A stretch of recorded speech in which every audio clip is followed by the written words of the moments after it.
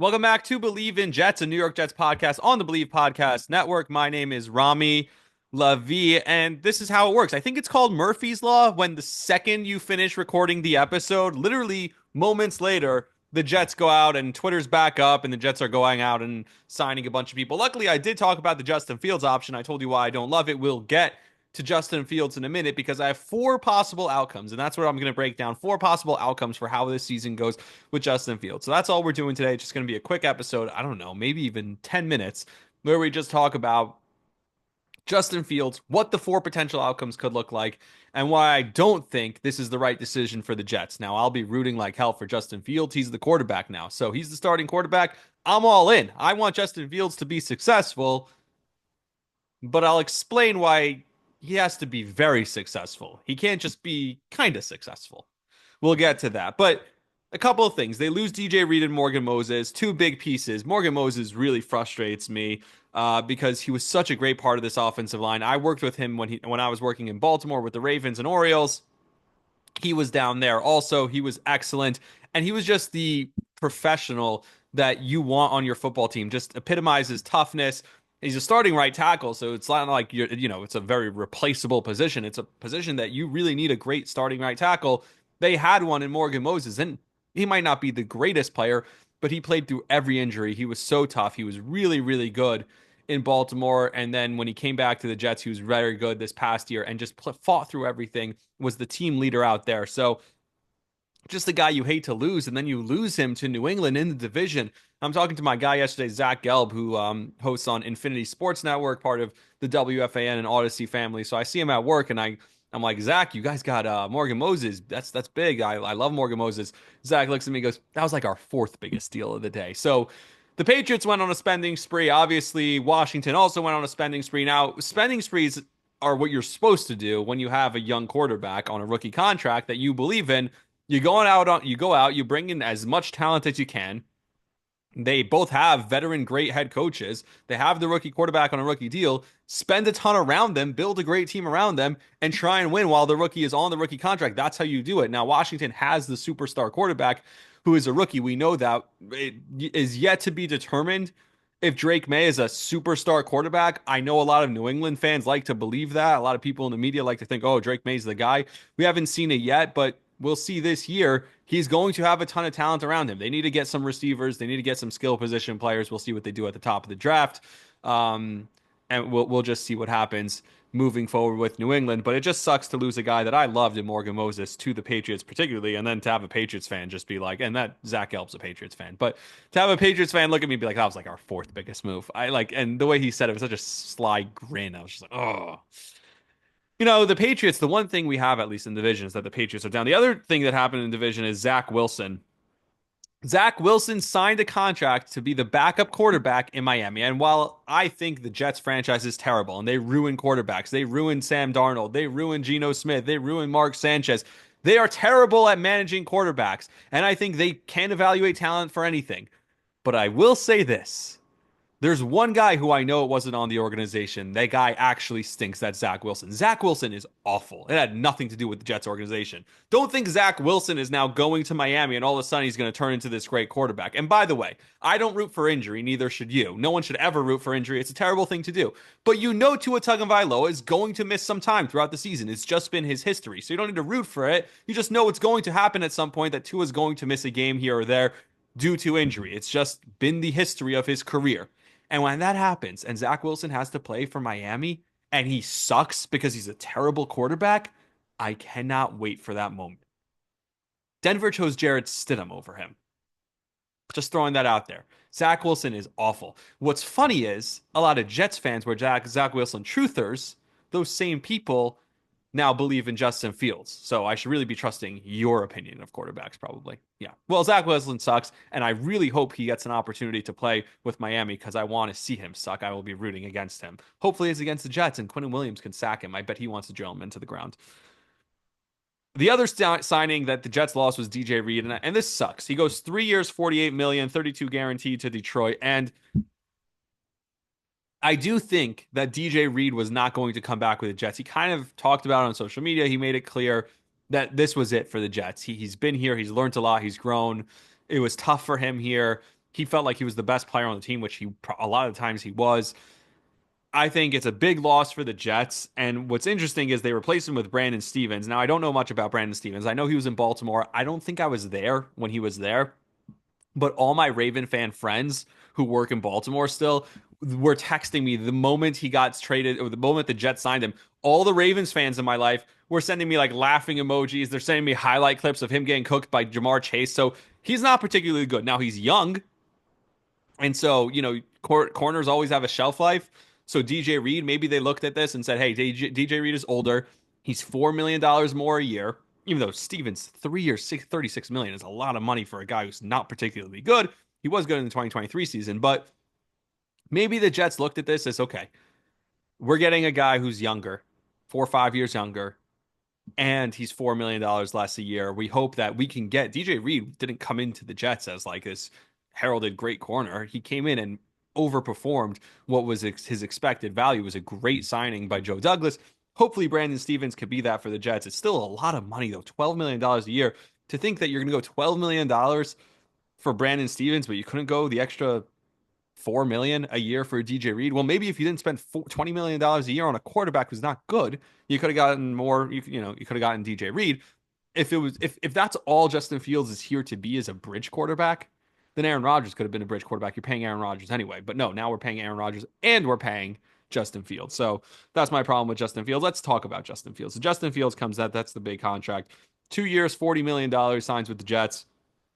And here are the four outcomes because I think there are truly four outcomes that could happen with Justin Fields as the New York Jets quarterback. And I'll explain why I don't think these are good outcomes. The best case scenario, and this is my like you guys could yell at me, I'm not optimistic enough about the Jets. I'm so pessimistic. I'm so down on the franchise. I have every right to be, but fine, you don't like it. This is the most optimistic you'll ever hear me be about the Jets, so listen close. The best case scenario is something clicks for him in a new spot, the way it happened for Sam, the way it happened for Gino. The Jets are that organization. Like, what would be the odds that that happens? I don't know. But the Jets become that organization where it clicks for him. And all of a sudden, he's just unlocked. He's this great quarterback. He figures it out. His running the ball is electric in this offense, reunited with Garrett Wilson, the two-headed monster of running backs of Braylon Allen and Breece Hall out of the backfield. They draft Tyler Warren. All of a sudden, they're running this ground and pound type game. He's running the ball well. He only has to throw the ball 19 to 25 times a game, but he's super accurate, 70% completion percentage, barely turns the ball over, scores a ton of touchdowns, creates a ton of touchdowns, is in full control of the offense. Late in games when, those scenarios that you see that young quarterbacks and mistake-prone quarterbacks always mess up, the clock management, all those things, all of a sudden he's got it all under control. Everything just clicks. And at 26 years old, everything we saw from him previously in his career, which was spurts of sure talent, but never being a capable quarterback, all of a sudden it just clicks for him and he becomes this great quarterback. They win 11 games, 12 games, 13 games, dare I say 13, but they win more than 11 games. That's where I'm setting the bar at. More than 11 games. They make the playoffs. They win a playoff game. He's clearly the guy. If that happens, like all of a sudden, yes, you extend him. You have a 3 to 5 year Super Bowl window with him and this young core that you give extensions, the homegrown core. You give extensions to guys like AVT and Olu Fashanu and Garrett Wilson and Sauce Gardner and the guys on the defensive side also. All of a sudden, you build that up and it's like, wow, we really have a young core here. We have a Super Bowl window for the next 3 to 5 years. That's the best case scenario. Is it realistic? Absolutely fucking not. There's no case scenario. This is not a bad scenario. This is actually the second best case scenario is that he's terrible. He's what he was everywhere in his career. He's got the talent. He shows it off here and there, but clearly he's not the guy. They don't have enough talent around him. The offensive line breaks down a little bit. They don't get a great right tackle for him. They don't have receivers outside Garrett Wilson, who's being double teamed every game. He's forcing the ball to him. Breece Hall doesn't have a bounce back season. He's just awful. And they win 2 games all year. This is the second to best scenario, actually, for the Jets because they just completely bottom out. They tank. Maybe Tyrod Taylor takes over for him at some point in the season. He starts his 3 games before he gets hurt, and then they have to figure out what they're doing. I bet Tim Boyle will get back in here somehow. They'll start Tim Boyle for a game. You get the point. All of a sudden, it's just a disaster. They win 2 games. But guess what? You go into the draft And now you draft your franchise quarterback. You're at the top of the draft. You have a top three pick in the draft next year after you won 2 games. You draft the franchise quarterback. Hopefully, it's Arch Manning coming out of the draft in 2026. That is the best or second best case scenario. Obviously, the best case scenario is he's great. Okay. The third case scenario, and this is what I call the bad case scenario, he's mediocre. He's just is. We see the flashes of talent.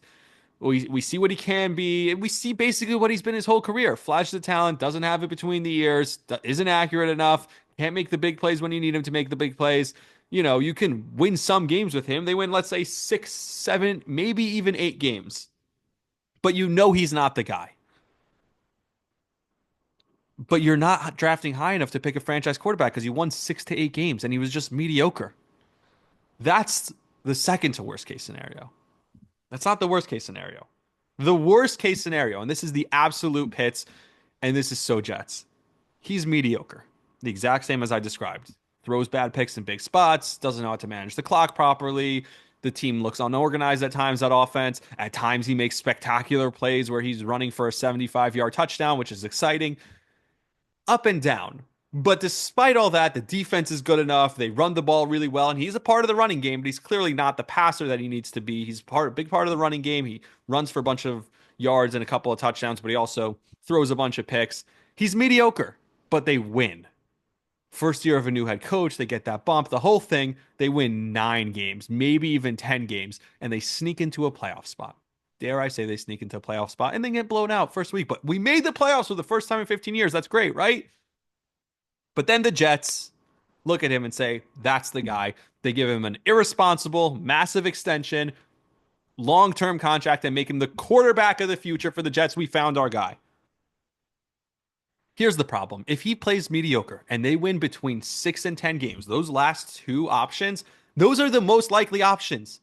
The reason I don't like Justin Fields is because he is not bad enough where they can absolutely tank. He's got some talent. And if he shows any sign of talent, this terrible franchise is going to talk themselves into him being the next franchise quarterback. You already hear how the fan base is talking about him. I think the team's going to do the same thing. Aaron Glenn comes from Detroit. He already told you the quarterback's not the most important. Every position is important. Wrong, Aaron Glenn. You're wrong about that. The quarterback is the most important. Look at the guys who are in the Super Bowl every year. Look at Patrick Mahomes. Look at Josh Allen. Look at Joe Burrow. Look at what happened in Washington. They drafted the right quarterback, and all of a sudden they turned the franchise around in 1 year. The quarterback is by far the most important. But you have a guy in Aaron Glenn who doesn't believe that. He thinks they could win with Jared Goff. But you know what happens every year with Jared Goff in the playoffs? He turns back into a pumpkin. You know what happened to Sam Darnold? Revived his career. 2 biggest games of the year. He showed you his true colors. You need the great quarterback. Oh, but look, Philly got it done with a guy who was drafted in the 2nd round. Yeah, and he's really good. Tom Brady was drafted in the 6th round. He's the best ever. Doesn't matter where you draft him, but when you're good, they're good, they're good. And by the way, Philly has the best roster in the league. You don't have that roster around him. And the other thing is Woody Johnson. When he sees the excitement from this fan base and the highlights on social media and the highlights on, Sports Center, and there's 60-yard runs and big touchdown plays and excitement. Even though down to down, he's not the guy, Woody Johnson will be like, we need to keep that here. We need to make him the long-term quarterback. Jets fans, what you're rooting to see flashes. We saw flashes of talent from Zach Wilson. Rolling to his right, throwing down there, rolling to his left, throwing across the body. Who could forget the drive against Kansas City? Oh my goodness. On Sunday Night Football, who could possibly forget that? How about the run against Jacksonville? You know why I can number each one of these plays? Because I've seen them 1,000 times posted by Jets social media. Look, this is what he is. This is what he can be. But he couldn't make the simple 5-yard out. Couldn't make the simple, hey, it's 3rd and 3. We need to move the sticks. Let's make sure we're in the right play at the line of scrimmage. Read the defense. Okay, let's audible. Let's figure it out. Let's get set. He couldn't do those things. He couldn't be a NFL quarterback. That's what the same thing as Justin Fields. You guys are just rooting for Black Zach Wilson. You see him on SportsCenter. You don't watch him every day. You see him on Red Zone. Big touchdown runs. Oh, the stats looked pretty good in Pittsburgh. They didn't trust him in Pittsburgh. He threw the ball 11 times a game. He's not a great quarterback. He has great flashes because he's extremely talented and an unbelievably gifted athlete, but he's not a franchise quarterback. And my biggest fear is that he's going to flash just enough and they'll win just enough games that the Jets believe he's the guy and he is a franchise quarterback. And because they won too many games to knock them out of the top pick in the draft, they'll be like, this is the guy, let's sign him long term. And that is the biggest problem with Justin Fields. My biggest fear isn't that they bottom out and they win 2 games. That wouldn't be bad. Then they just draft a quarterback next year. That's not the worst case scenario.